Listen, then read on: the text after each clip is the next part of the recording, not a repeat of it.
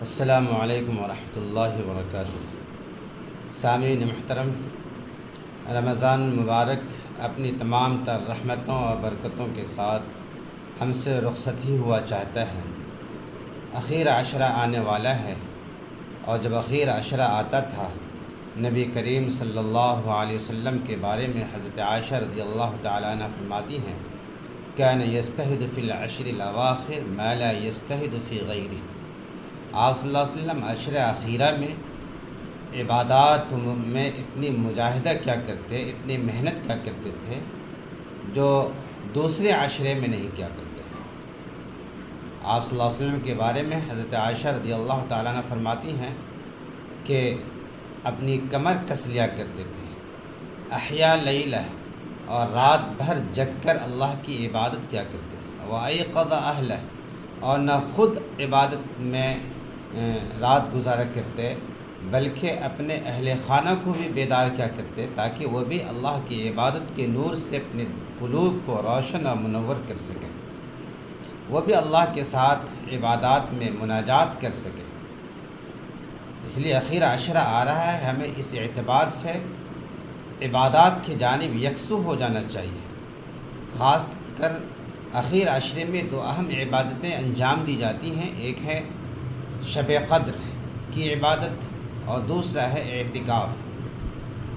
شب قدر کے بارے میں آقا صلی اللہ علیہ وسلم نے فرمایا، تحروا لیلۃ القدر فی الوتر من العشر الاواخر من رمضان، کہ رمضان کے اخیر عشرے کی طاق راتوں میں 21، 23، 25، 27 اور 29، ان طاق راتوں میں شب قدر کو تلاش کیا کرو۔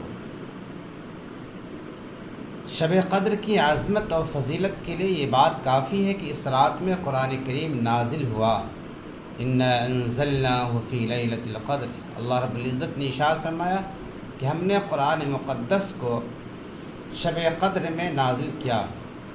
تو شب قدر کی عظمت اور فضیلت کے لیے یہ بات کافی ہے کہ اس رات میں قرآن کریم کا نزول ہوا۔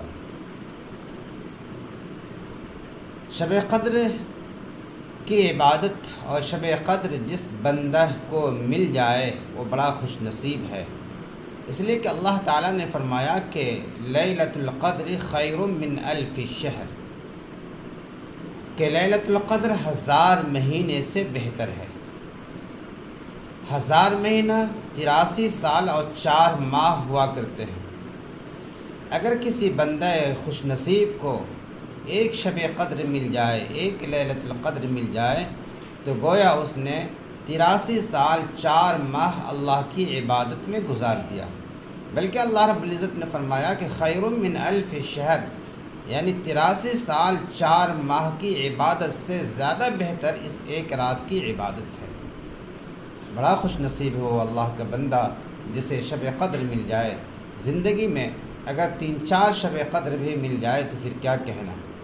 اس لیے ہمیں شب قدر کی تلاش و جستجو میں رہنا ہے، اور 21، 23، 25، 27، 29 کی راتوں میں جگ کر اپنے رب کی خوب سے خوب عبادت کرنی ہے، دعائیں مانگنی ہے، اور اپنے لیے، اپنے آباء و اجداد جو دنیا سے رخصت ہو چکے ہیں ان کے لیے، اور دنیا میں امن و امان کے قیام کے لیے ہمیں دعائیں مانگنی ہے، اپنے رب سے گناہوں کی مغفرت طلب کرنی ہے، اللہ رب العزت سے اپنی معافی تلافی کروا لینا ہے۔ نبی کریم صلی اللہ علیہ وسلم شب قدر کی تلاش میں رمضان میں اعتکاف فرمایا کرتے تھے۔ مسلم شریف کی روایت ہے کہ آپ صلی اللہ علیہ وسلم نے پہلے عشرے کا اعتکاف فرمایا۔ پہلے 10 دنوں میں شب قدر نہیں ملی تو آپ صلی اللہ علیہ وسلم نے دوسرے 10 دنوں میں بھی اعتکاف کا سلسلہ جاری رکھا۔ دوسرے 10 دنوں میں بھی شب قدر نہیں ملی، فرشتے نے بتایا حضرت جبرائیل علیہ السلام نے کہ شب قدر اخیر عشرے میں ہے، تو آپ صلی اللہ علیہ وسلم نے اپنے خیمے سے سر نکال کر اپنے ساتھ اعتکاف کرنے والے حضرات صحابہ کرام سے فرمایا کہ اخی جو شخص تم میں سے اعتکاف کرنا چاہتا ہے، شب قدر کو پانا چاہتا ہے، وہ اخیر عشرے کا بھی اعتکاف کرے۔ چنانچہ حضرت عائشہ رضی اللہ تعالیٰ عنہ فرماتی ہیں کہ نبی کریم صلی اللہ علیہ وسلم ہجرت کے بعد پابندی سے عشر اخیر کا اعتکاف فرمایا کرتے تھے۔ كان يعتكف العشر الأواخر من رمضان حتى توفاه الله ثم اعتكف أزواجه من بعد. صحیح بخاری باب الاعتکاف فی العشر الاواخر جلد 1 صفحہ 271. حضرت عائشہ رضی اللہ تعالیٰ نے فرماتی ہے کہ نبی اکرم صلی اللہ علیہ وسلم رمضان کے آخری عشرے کا اعتکاف فرمایا کرتے تھے یہاں تک کہ اللہ تعالیٰ سے جا ملے. اس کے بعد ازواج مطہرات اعتکاف فرمایا کرتی تھیں. تو آپ صلی اللہ علیہ وسلم رمضان کے آخری عشرے کا اعتکاف پابندی سے کیا کرتے تھے، اور اس اعتکاف کا مقصد یہ ہے کہ ہمیں شب قدر مل جائے. اور ایک انسان جب اعتکاف کرتا ہے تو دنیا سے کٹ کر یہاں تک کہ اپنے خیش و اقارب اپنے رشتہ داروں سے کٹ کر اللہ کی چوکھٹ پہ پڑ جاتا ہے کہ اللہ تو معاف کرنے والا ہے، تو ہی دینے والا ہے. ایک گنہگار بندہ تیرے چوکھٹ پر اپنی پیشانی رگڑ رہا ہے اور تیرے چوکھٹ پہ اپنی پیشانی رگڑ کر اپنی گناہوں کی معافی چاہتا ہے. تو دینے والی ذات ہے، تو ہمیں محروم نہیں کرے گا. ظاہر سی بات ہے جب ایک انسان اس مالک الملک کی چوکھٹ پہ اس کے در پہ آ کے پڑ جاتا ہے تو احکم الحاکمین ضرور نوازتا ہے، اور اس کے دینے کا کیا ٹھکانہ، وہ کتنا دے گا، کہاں تک دے گا. اس لیے حدیث پاک میں آتا ہے کہ جب آدمی ایک دن کا اعتکاف کرتا ہے تو معتکف اور جہنم کے درمیان 3 خندقیں حائل ہو جاتی ہیں. ایک خندق کا فاصلہ جتنا آسمان اور زمین کے درمیان کی مسافت ہے، اس سے زیادہ کا فاصلہ اس آدمی اور جہنم کے درمیان ہو جاتا ہے. تو آدمی اور جہنم کے درمیان، معتکف اور جہنم کے درمیان 3 خندقیں حائل ہو جاتی ہیں. ہر ایک خندق کا فاصلہ اتنا ہی ہے جتنا آسمان اور زمین کا فاصلہ. اس لیے نبی کریم صلی اللہ علیہ وسلم، حضرات صحابہ کرام پابندی سے اعتکاف فرمایا کرتے تھے. ہمیں بھی اعتکاف کرنا چاہیے. اعتکاف کا مسئلہ یہ ہے کہ جس مسجد میں نماز پنجگانہ جماعت کے ساتھ ہوتی ہو، اس مسجد میں رمضان کے آخر عشرے کا اعتکاف محلے کے ایک فرد کے ذمے بھی ضروری ہے. ایک آدمی بھی کم سے کم 20ویں تاریخ کے سورج ڈوبنے سے پہلے مسجد میں حاضر ہو جائے اور عید کا چاند دیکھنے تک وہ مسجد میں رہے.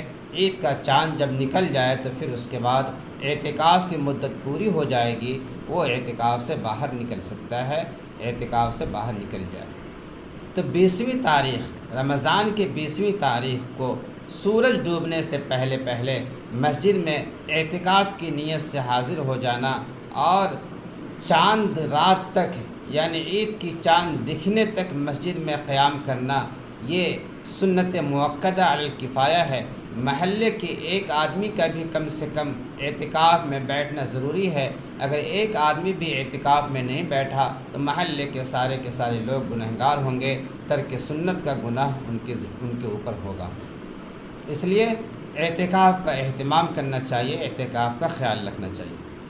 اعتکاف کے لیے ضروری ہے روزہ رکھنا. معتکف کا روزے کی حالت میں ہونا ضروری ہے. روزے کے بغیر مسنون اعتکاف ادا نہیں ہوگا. روزے کے بغیر اگر کوئی آدمی اعتکاف کرتا ہے تو مسنون اعتکاف نہیں ہوگا بلکہ نفل اعتکاف ادا ہوگا. یہی وجہ ہے کہ اگر دوران اعتکاف کسی وجہ سے روزہ ٹوٹ جائے تو اعتکاف فاسد ہو جائے گا اور ایک دن کے اعتکاف کی قضا لازم ہوگی. اب اس کو اختیار ہے یا تو اسی رمضان میں قضا کر لے یا بعد میں نفلی روزہ رکھ کے اعتکاف کر لے. وَلَوْ أَكَلَ أَوْ شَرِبَ فِي النَّهَارِ عَامِدًا فَسَدَ صَوْمُهُ وَفَسَدَ اعْتِكَافُهُ لِفَسَادِ الصَّوْمِ بَدَائِعُ الصَّنَائِع صفحہ 116 جلد 2. وَإِذَا فَسَدَ الْاعْتِكَافُ الْوَاجِبُ وَجَبَ قَضَاؤُهُ فَإِنْ كَانَ اعْتِكَافُ شَهْرٍ بِعَيْنِهِ إِذَا أَفْطَرَ يَوْمًا يَقْضِي ذَلِكَ الْيَوْمَ الفتاوی الہندیہ 213 جلد 1. حالت اعتکاف میں کچھ پابندیوں کا خیال رکھنا ضروری ہے. معتکف اگر اس مسجد میں نماز جمعہ نہیں ہو رہی ہو تو نماز جمعہ کے لیے دوسری مسجد میں جا سکتا ہے. پیشاب پاخانہ اور غسل فرض کی ادائیگی کے لیے مسجد سے باہر نکل سکتا ہے. اس کے علاوہ کسی دوسرے کام کے لیے مسجد سے باہر نکلنے کی اجازت نہیں ہے۔ وہ نماز جنازہ میں بھی شرکت کے غرض سے مسجد سے باہر نہیں جا سکتا ہے، کسی مریض کی عیادت کے لیے بھی مسجد سے باہر نہیں جا سکتا۔ عن عائشة رضی اللہ عنہ قالت السنة على المعتکف الا يعود مريضا ولا يشهد جنازة فلو خرج لجنازة محرمة او زوجته فسد لأنه وإن كان عذرا إلا أنه لم يعتبر في عدم الفساد۔ تحتوی على مراقي الفلاح صفحہ 383۔ اس لیے حالت اعتکاف میں کسی مریض کی عیادت کے لیے یا جنازے میں شرکت کے لیے جانے کی اجازت نہیں ہے۔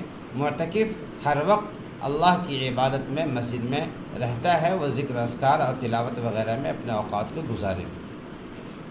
اگر کوئی شخص سورج ڈوبنے کے بعد 21ویں شب کا کچھ حصہ گزرنے کے بعد اعتکاف میں بیٹھتا ہے تو بھی سنت اعتکاف کا سنت اعتکاف ادا کرنے والا نہیں کہلائے گا۔ اعتکاف معتکف کے لیے ضروری ہے کہ 20ویں رمضان کو سورج ڈوبنے سے پہلے اعتکاف کی نیت سے مسجد میں حاضر ہو جائے۔ اگر وہ 20ویں تاریخ کو سورج ڈوبنے سے پہلے مسجد میں حاضر نہیں ہوا اور کوئی آدمی 21ویں شب میں کچھ حصہ گزرنے کے بعد مسجد میں آتا ہے تو سنت اعتکاف کا ادا کرنے والا نہیں کہلائے گا، بلکہ نفلی اعتکاف ادا کرنے والا ہوگا۔ سنت اعتکاف جو سنت مؤکدہ علی الکفایہ ہے، اس کے چھوڑنے کی وجہ سے اہل محلہ سب کے سب گناہ گار ہوں گے۔ یہ اعتکاف کے کچھ مسائل تھے جو میں نے آپ کے سامنے بیان کر دیے۔ اللہ تعالی ہم سبوں کو عمل کی توفیق بخشے، وما توفیقی الا باللہ۔